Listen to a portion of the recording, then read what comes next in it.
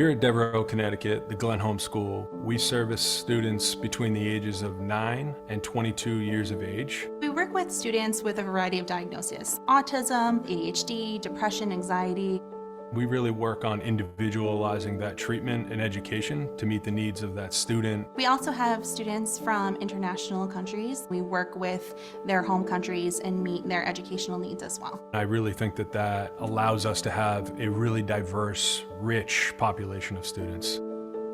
Devereaux Glen Home is one of the most beautiful campuses I've ever seen. It provides our students to have an opportunity to spend some time outdoors. It really is just a beautiful place to relax and kind of forget about the worries of the day. We have currently 4 cottages. It really feels like a home when you walk into any of our spaces. They have bedrooms that the kids can create and kind of make their own.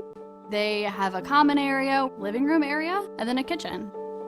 Safety at Glen Home is a top priority 100% of the time. Safety comes in a wide variety of different ways. It means that we're going to make sure that we know who's on our campus, but it also makes sure that the students can be themselves.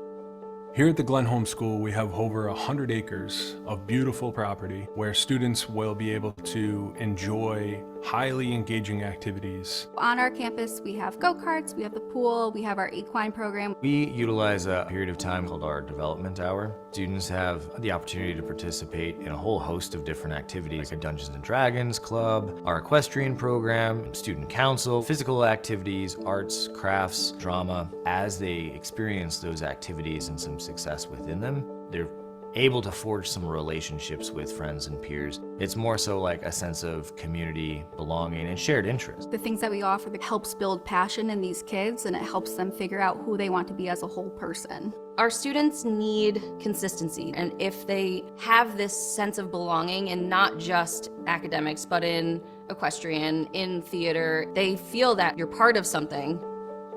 Here at Devereaux, everything is rooted in evidence-based treatment, understanding that we need to be giving these kids the highest level of treatment, making sure that everything is backed in research. We want to be able to have measurable outcomes. So you want to show that what we're doing is successful, and can we grow that?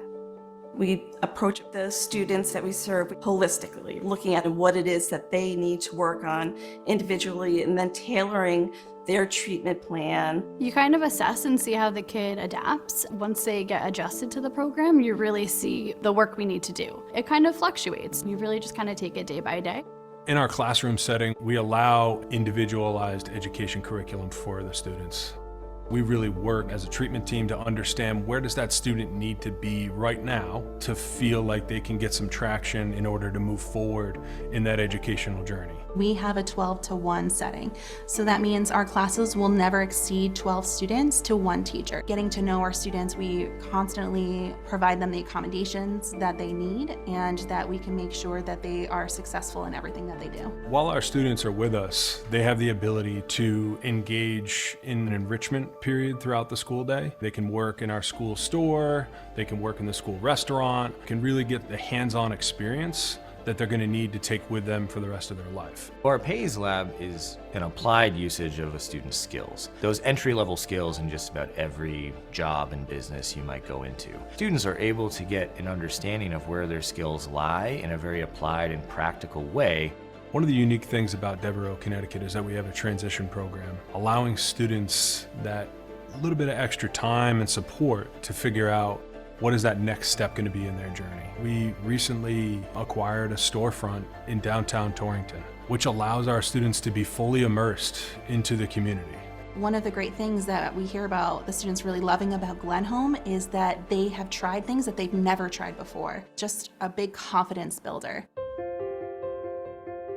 Families can and will continue to put their trust in Devereaux because we're student-centered. The Devereaux Family Standard of Care really means that if it's not good enough for our own children that we have at home, it's not good enough for our students here on campus. I've been here for a little bit over a year. I have had a lot of anxiety throughout my whole life, and school has been kind of difficult for me. My parents wanted to bring me to a place where school could be easier. I was having some struggles with my mental health, and I had gone to treatment, and I needed to find a new school that actually could help me with what was going on in my life. I've learned a lot about myself while being here. Being able to open up to people and to staff has helped me. I wasn't able to do that before. I've made more progress than I ever thought I could. We work extremely hard to make sure that every family feels supported on an individualized basis. Our goal is to always transfer what our kids learn here into what they learn outside of here. So if it wasn't for the families, what we do here wouldn't last. I like the equestrian program. It's very inclusive. It helped me through a lot of my mental instability. Instead of running away from my problems, it forced me to go head on at them. I love being here because it's helped me shape who I am as a person. A lot of our kids, they don't know what their potential is.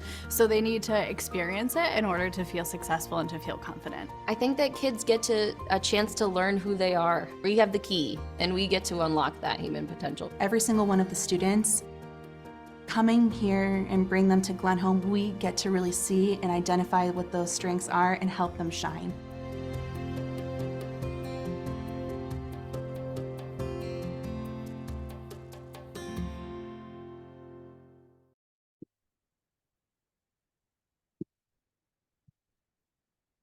Welcome everyone to today's webinar to students with special educational needs and disabilities best in global practice. Constellation Group is delighted to be partnering with the Glen Home School, an internationally renowned therapeutic boarding school in Connecticut, USA, serving students aged 10 to 21 with social, emotional, and academic needs. Glen Home is a co-educational year-round program with rolling admissions and excellent outcomes for all students, including university, vocational, technical placements, and directly into employment. I'm John Milne, I'm your host, and I'm joined today by Dan Bailey, Executive Director of the Glen Home School, and Julie Smallwood, Director of Enrollment Management, for this webinar in understanding what best global practice looks like in enabling young students with special educational needs and disabilities. Our children are our most precious beings in the world, and we want to know that we are giving them the best start in life, and education is the key to unlocking their potential. For young people with special educational needs, the Glen Home School provides world-class support, care, and bespoke tailored education, ensuring every student flourishes and reaches their full potential. Those students become the best version of themselves possible at the Glen Home School.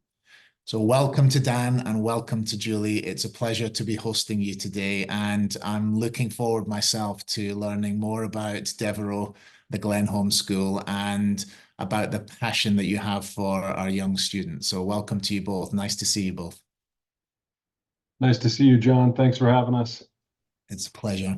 So Dan, let's dive straight into the questions, and Julie, feel free to contribute as we go along as well.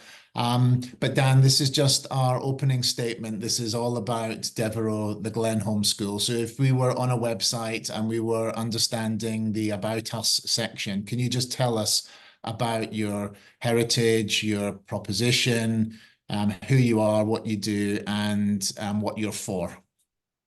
Yeah, absolutely. I'll try to summarize it a little, differently than you did already, John. I appreciate the highlight. As you said, we're a small therapeutic boarding school. We're located in Washington, Connecticut. So for those of you who aren't familiar with New England, it's about 2.5 hours north of New York City. Our campus is located on 110 acres of beautiful property here in New England. And you can really feel that vibe as you walk around the campus. All of our buildings are the old original buildings. One of our main buildings is located right behind John on his drop there. Our school provides, students with, a wide variety of differences, from social, emotional, learning differences between the ages of 10 to 22, as John mentioned before. We serve students from, middle school up through high school, and then we have a post-transition high school program as well. We're serving students pretty much on this campus. About 90% of them come to us for full residential needs, with about 10% commuting to us as a day student from surrounding school districts. Here at Glen Home, our staffing ratio is really what makes our program. We're small. Our classes and our group sizes will never exceed 12. with one adult, if not more, in them. That really provides a individualized approach, therapeutic setting, which we'll get into in a little bit here. All of our staff are continuously provided professional development throughout their journey here at Glen Home and Devereux. Really, in order to provide the highest level of care for the students that we end up serving. Additionally, an important note is that, some boarding schools aren't able to meet this here, what I'm about to say, but all of our clinical and education faculty are fully licensed, fully certified here in the state of Connecticut. And that offers us the ability to provide, again, a very high level of quality of education and therapeutic need for these kids that are coming to us from all corners of the world. So I'll pause there, John. Hopefully that was a good overview of our program. Yeah, no, that's great, Dan. And we know as educators ourselves that self-esteem and confidence in any young person is so important. And we know that you do a fantastic job in instilling that. But what sets Glen Home School apart, would you say? What other features that you give to the young people that you work with really make you distinctive and set you apart from other schools? Yeah, it's a great question, John. And I think, we very much try to maintain the boarding school feel, right? When you walk around this campus, you can feel there's a sense of community. But I would say the size of our school really allows students to feel connected to it immediately. Although we're on 110 acres, all the buildings are very close, but also the community is close and tight. The staff are, very well connected, and I think that trickles right down to the students. It allows them a space to feel comfortable, try new things. A lot of our students were outlied, maybe bullied, picked on in previous schools and really didn't have a sense of connectedness. We really push students into a little bit out of their comfort zone while giving them a safety net to feel like they can take risks, try new things, and really figure out who they are while they're here at Glen Home. Great. Okay. Thank you. Thanks, Dan. So Julie, just to set the scene a little bit before we ask you the next question. So the Glen Home School obviously specializes in young people with anxiety, depression, autism spectrum disorder, attention deficit hyperactivity disorder, disruptive behavior, mood disorder, obsessive compulsive disorder, post-traumatic stress disorder, etc. But where do your students typically come from? How are they referred to you, both internally within the US and internationally? Because you are such a specialist school, aren't you? Absolutely, John. So most of our students are coming from all over the world, all over the US, and there are a number of families that are working with educational professionals that really know the landscape of education. And so they really are helping the family to guide them in the right direction because their student has a very special need that is not well served in their current educational setting. That's sort of the $1 million question usually is like, how did you find us? And so when you drill down and you ask those questions, sometimes it's like, I was at a party and I was talking to another parent that goes to your school. And so word of mouth is a huge referral source for us, especially from parents that have had a successful opportunity with Glen Home, and their child has really succeeded and graduated and is, in a great place. So. Yeah, that's great. And are admissions at a particular point during the year, or do you have rolling admissions? We have rolling admissions. So we accept students throughout the entire year. Actually, yesterday we had a new student join us. So our campus and our student body is very, very well prepared to have that student come, and our students are very welcoming and sometimes almost overwhelmingly welcoming because they're so happy to sort of say, I know what it was like to be you. So yeah. Great. Yeah. And we're focusing today mainly on the boarding element of the Glen Home School, but do you have day students as well? We do. We have a small number of day students, and they have to come, they have to be within, an hour radius of our campus, just because we don't really want them to be in a car for, half of their day. So right now we have 8 day students. Great. Okay, wonderful. And Julie and Dan, I mentioned some of the diagnoses and some of the needs that your students have. How are those facilitated? Because every child is unique, which is obviously a massive selling point for the Glen Homeschool. So how do you facilitate the needs of each individual child? Yeah, absolutely, John. So, we from the get-go, right from the gate, when Julie and her team meet with that, family and child, from referral to admission, Julie starts to immediately communicate with the clinical education behavioral teams to provide them with the information they need to structure a plan of support. That could look like, what is the therapeutic setting going to look like? One-to-one therapy, group therapy, family therapy, but it also talks about the milieu, right? We want to make sure that the setting where the child lives, goes to school, is well supported. Those staff really understand what does that child need. You mentioned a wide variety of different diagnoses and patterns and what we might see. I think in terms of trying to summarize it recently, John, coming out of a pandemic, we're seeing a lot of anxiety around school in general, right? School avoidance, school refusal. And so our environment is continuously working on allowing these students to feel that they have the time they need to feel connected to this campus, feel connected to their classroom and their teacher. We don't try to push or rush students into that because every student is on their own pace and timeline. So again, I think that's really just a standout point about our campus is we figure out what does that student need, how long is it going to be until they feel comfortable. We've had students coming to us that haven't been in a classroom setting for 3 years. And so to expect them to sit down day one and feel comfortable in a group setting, we really just want to make sure that we have realistic expectations for that child when they get here. Yeah, great. Thanks, Dan. And just a question that's come in from one of the attendees. So in terms of the therapeutic support that you provide, can you just give us an example of some of the types of specific support that are given to certain students, and how would that fit into their weekly schedule, for example? Is it plugged in every day? Does it depend on the need? Is it throughout the whole day? What does the schedule look like?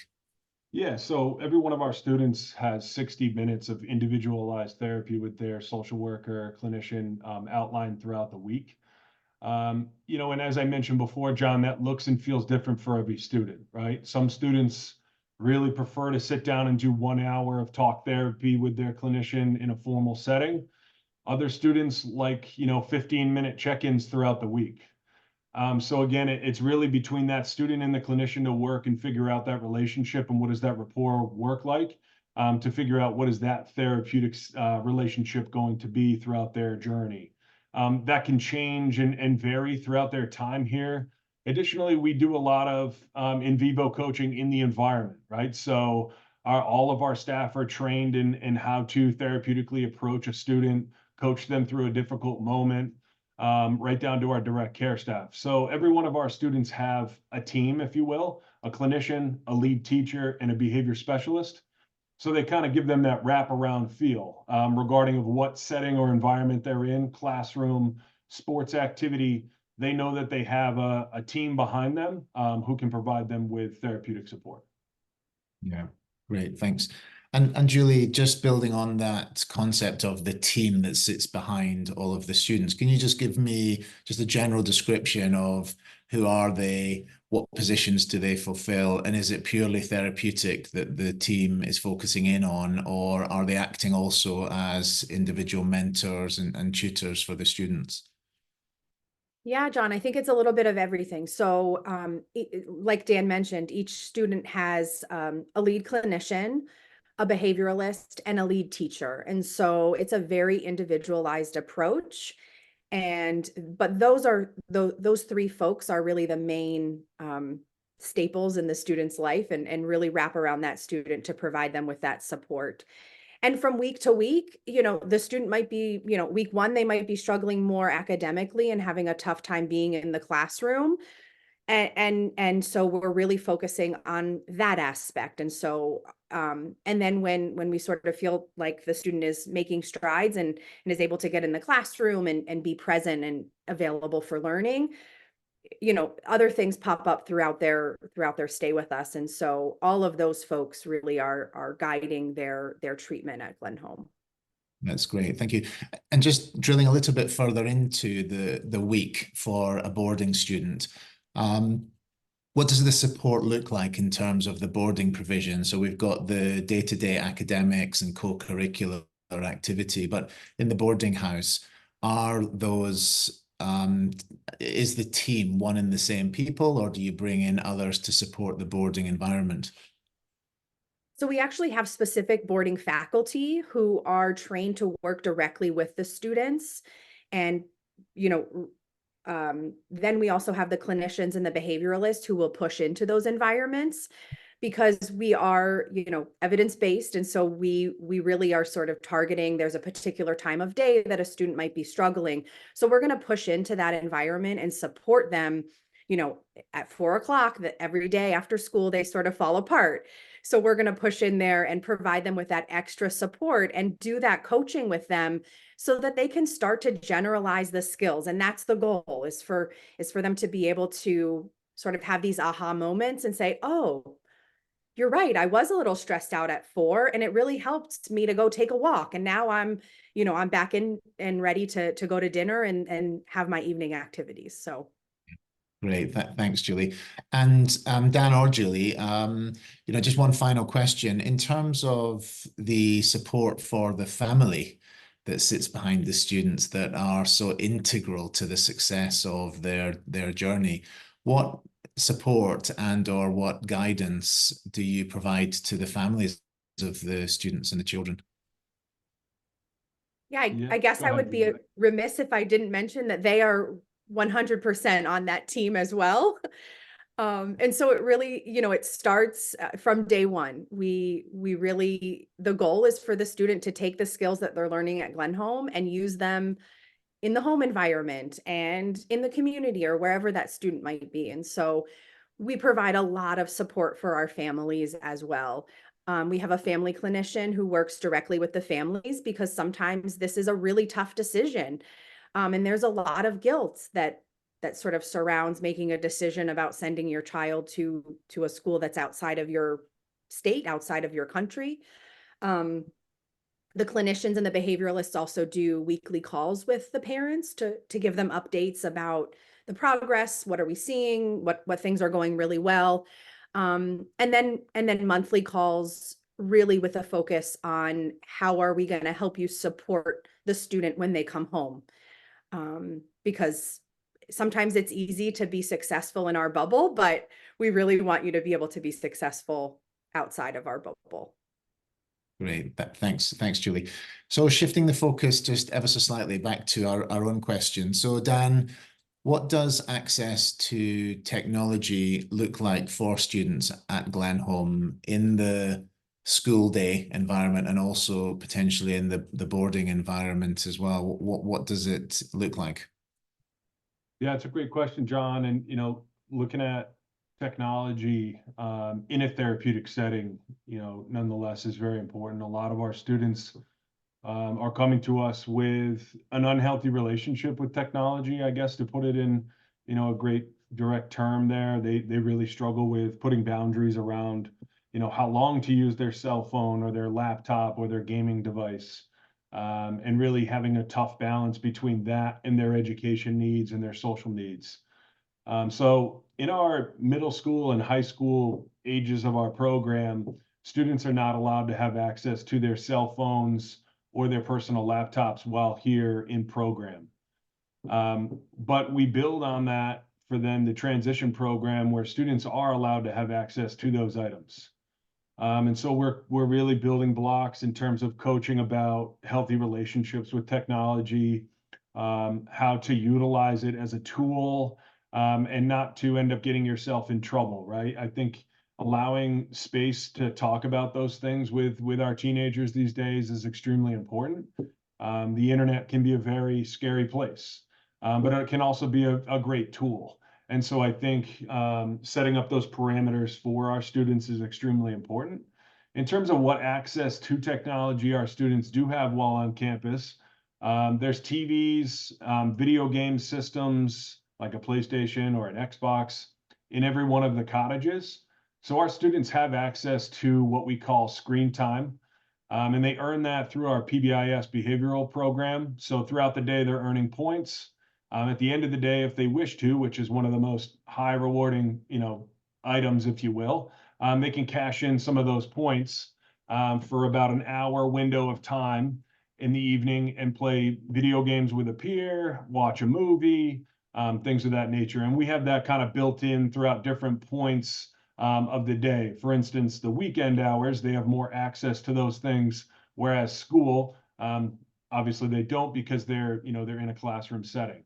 So hopefully that answered your question, John.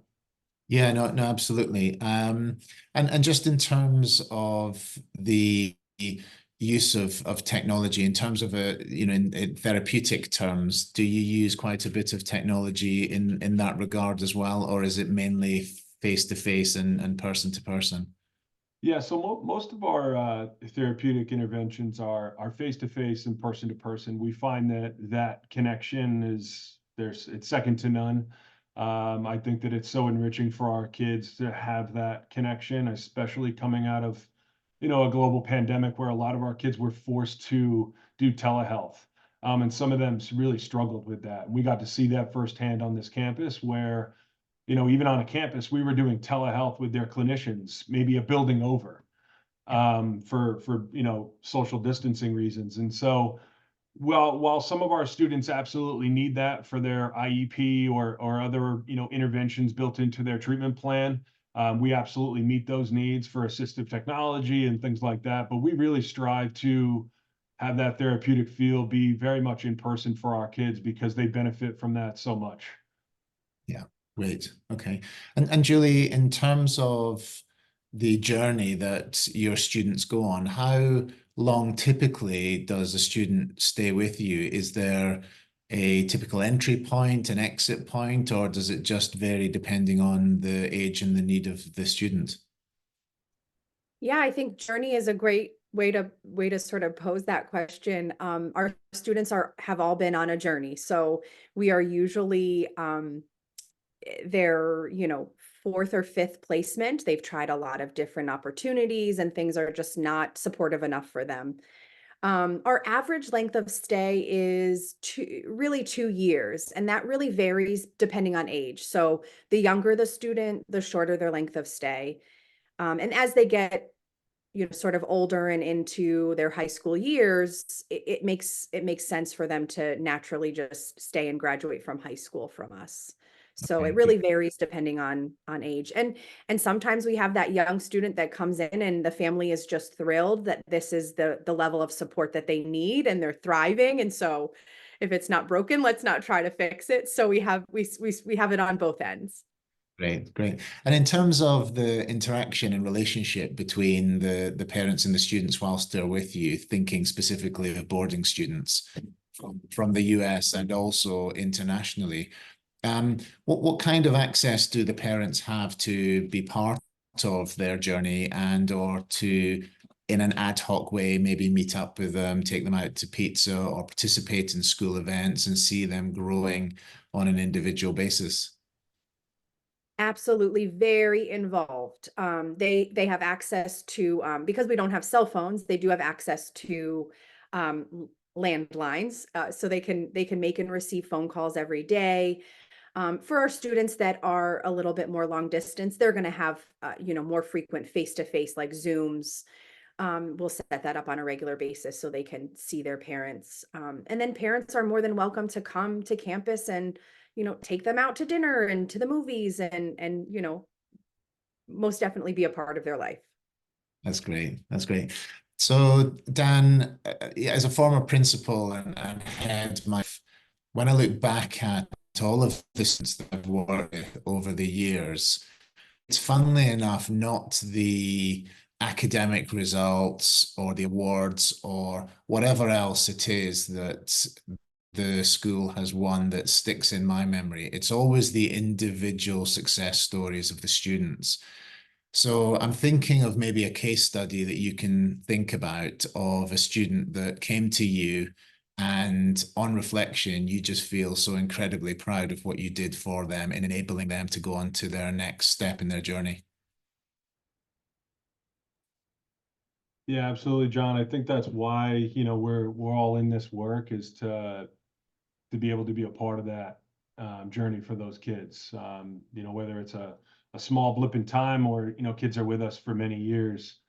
And so when you ask to reflect on one, it's kind of hard because I could sit here and probably talk about that for hours, about different case studies. But, I think the one that I can kind of think of off the top of my head is a student who I mentioned before came to us recently, not going to school for about 3 years. Their local school district, we're really just kind of struggling to find what's going to work for this child. And this child drove many different states to get up here, a distance away from their home, take that big risk, and has now joined, a sports team here, has friends, goes to school, and things like that just really leave me feeling like that we're doing the right thing here. This is absolutely making a difference in this young man's life, for the better, forever. I think this is a small blip in his time, but that really comes to me as a cornerstone right there, as an example of giving a child the space to feel comfortable, no matter how old they are, and what their journey looks like. It's just the safety and the comfort for me, John, to make them know that they can be themselves here. Yeah, great. Thanks, Dan. And Julie, I could see you light up when I was talking about this. Can you think of an example of a student or two that for you really exemplifies what it is that you're for at the Glen Homeschool? Oh, yes, absolutely. Just like Dan, we could probably just have a session just on this. But yeah, I mean, really thinking about a student who couldn't get themselves to school, couldn't get themselves dressed to get to school, and comes to our campus and has a group of friends. I think that's one of the biggest pieces for our students, is that sense of belonging. They typically are the students that are, sitting alone at lunch and don't have that level of connectivity with friends. And for the first time, they have that on our campus. Great. Okay. And just on that theme of successes, we've got a question that's come in that's asking, in terms of social skills, and I suppose wider life skills as well, are those taught in isolation to the students, or do you tend to weave those into the day-to-day activities, whether it's in the classroom during the day, on the sports field, in the equestrian center, and in the boarding house? How do you play that developmental piece of our young students? Yeah, that's a great question. I would say it's both is the answer. So we have specific classes that are set up for, we kind of, again, going back to individualize the approach, we kind of can see from the admissions if a child needs this level of support and academic kind of built into their day, or if it's going to get hit within the milieu, right? So you mentioned there, John, is all of our staff are trained and able to provide social coaching, take a step back from a moment at a baseball game or a basketball game or down at the equestrian barn and hit those social skill development opportunities for that child. But again, we have curriculum built in, right? Specifically our transition program right now. We just built an entire curriculum around social skill development and how to go out into the workplace, how to navigate a job, how to navigate personal relationships. Because we're seeing more and more our students hit 17, 18, 19.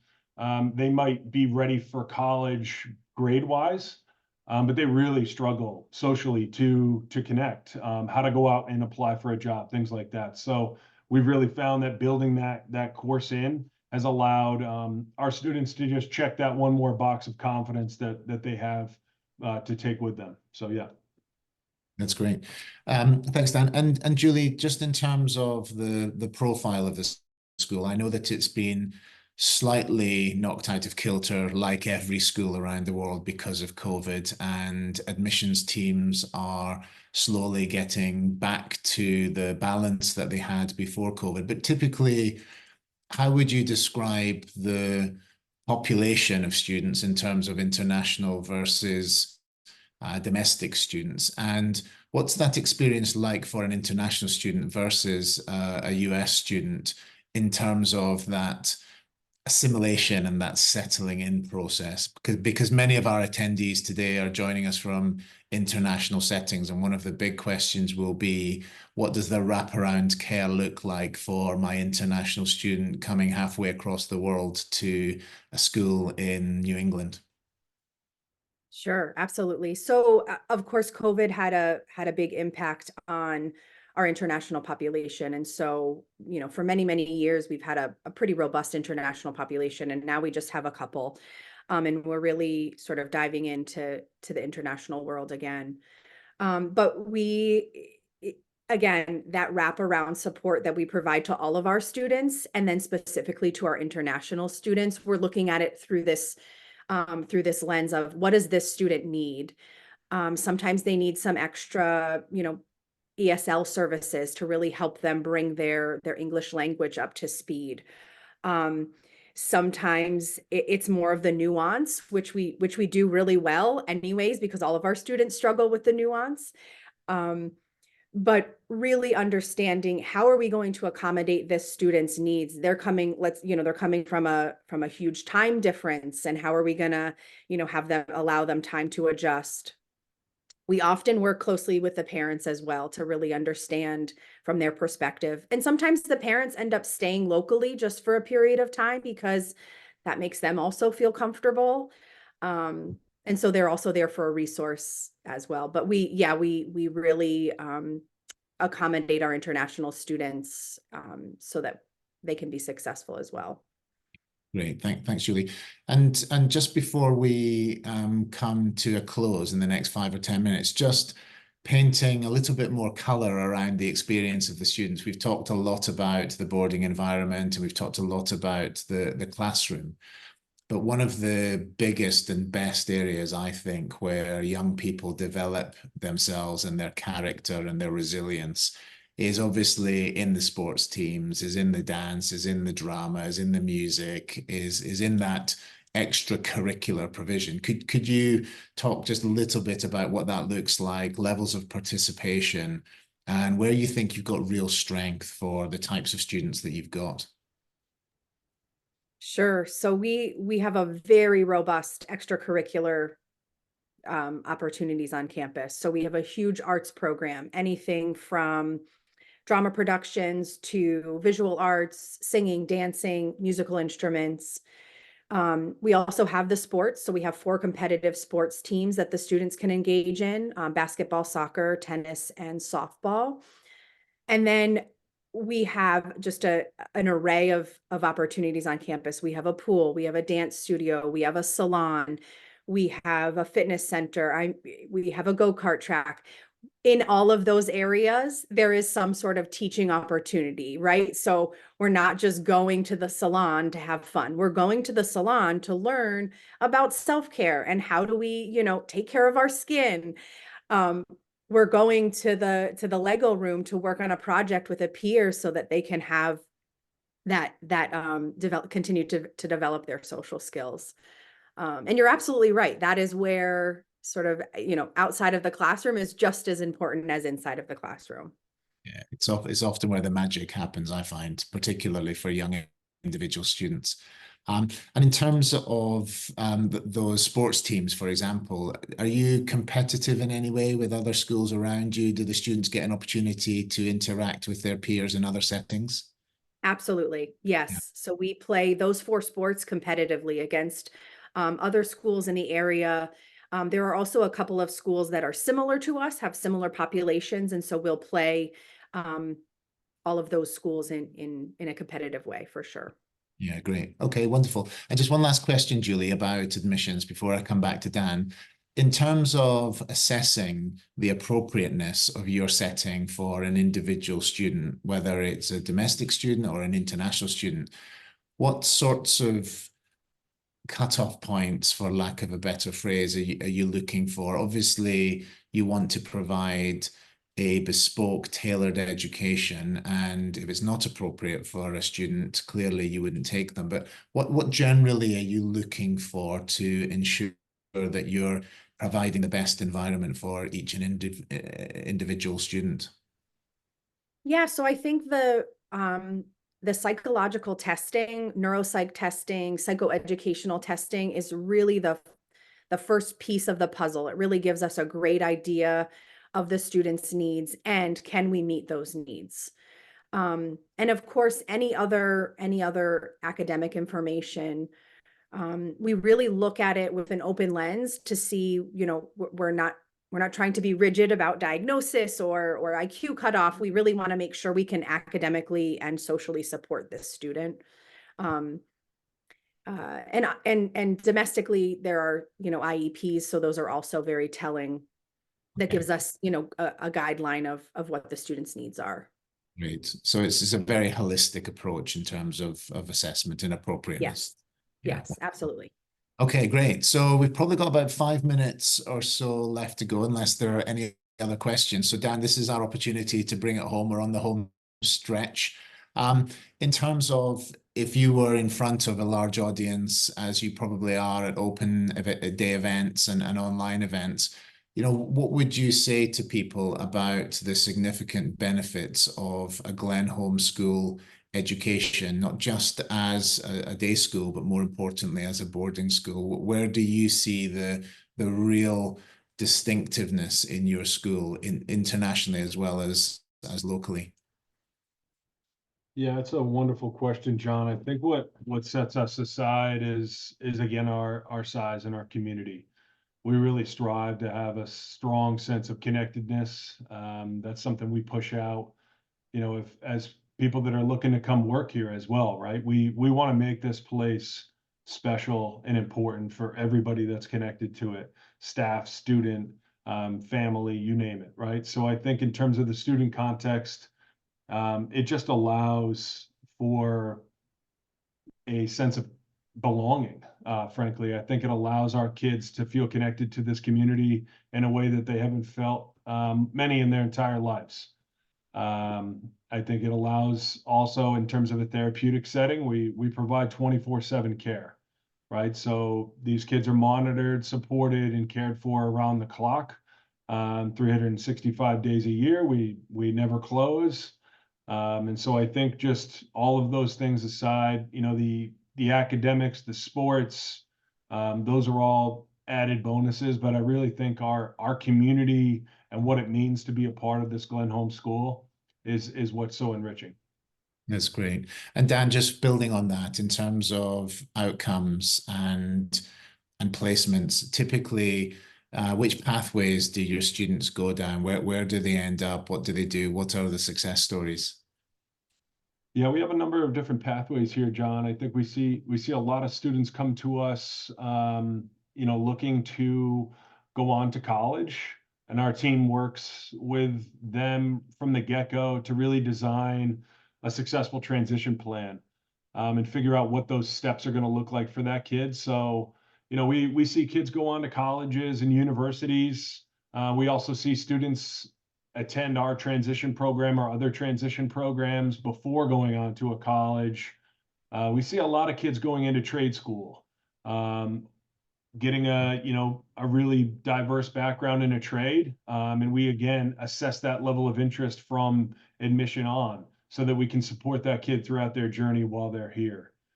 Another layer of our students that we see are trying to step down out of, as Julie mentioned before, maybe a more intense, acute therapeutic setting, and structure. And so what we often see is students trying to step back into either their public school or a school closer to their home. And so again, I think there's many different fits of like, what's next after Glen Home? Is it graduation from here? If so, let's talk about what the future plans after Glen Home are going to be. If not, let's talk about how we can get you back to your home setting in a safe, productive manner. We never want to rush that process. I think often some kids can think, you know, I want to come here for a couple months and go right back to wherever I was before. And so again, from admissions on, we really look at what is a realistic path for this child. Yeah, great. Thanks, Dan. And, you know, Dan or Julie, one of the great ways in which an international student in particular, but also a domestic student, can get a sense of a school and a setting and the relationships that they might have with the teachers and the practitioners is through experiential learning. So summer camps, for example. Can you just tell us a little bit about how the summer camps operate and how they can potentially be a springboard to admissions in the future? Sure. So our summer program runs for the month of July and August, and it is an opportunity for the students to sometimes do some credit recovery. So we offer a half day of academics. So they take a math and an English course.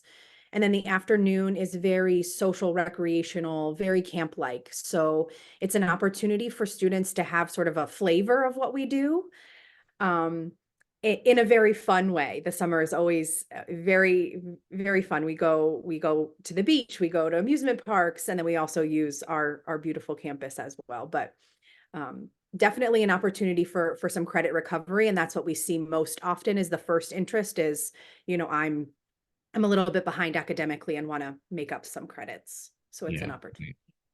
Great. And Dan and Julie, as we come to a close, is there anything else that you would love to say that we haven't already mentioned? Anything that springs to mind just in closing this webinar off?